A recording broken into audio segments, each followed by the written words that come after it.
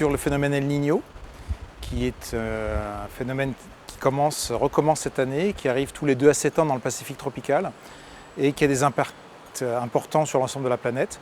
Donc on essaie de mieux le comprendre pour mieux le prévoir, à la fois au niveau saisonnier, puisqu'il y a des impacts sur l'agriculture par exemple, ou les ressources en eau dans beaucoup de pays tropicaux, mais aussi à des moyennes latitudes, et de savoir ce qui va lui arriver dans un climat qui se réchauffe. Alors les impacts d'El Niño sont d'abord dans le Pacifique, ensuite dans les tropiques. Il y a quelques impacts en Amérique du Nord et en Amérique du Sud, des moyennes latitudes. Par exemple, il va plus pleuvoir en Californie, ce qui tout le monde espère puisqu'il y a une sécheresse depuis 4 ans là-bas. Les impacts en Europe sont plus faibles.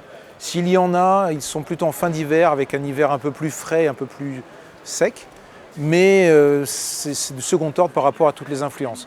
Souvent, le principal impact est sur le cours des matières de première nécessité comme agricole, puisque de nombreux pays qui produisent du riz ou d'autres aliments, leur production est impactée par El Niño. Les interactions entre El Niño et le changement climatique, justement depuis 1 ou 2 ans, on commence à avoir des réponses, en particulier pour les événements extrêmes. Par exemple celui de 1987-98 qui était extrêmement fort.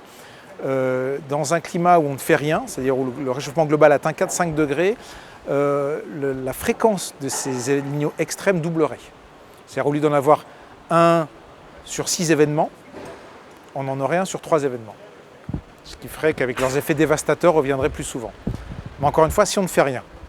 Et on espère que la COP21 fera qu'on fasse quelque chose pour ne pas arriver à ce changement de fréquence de ces El Niño dévastateurs.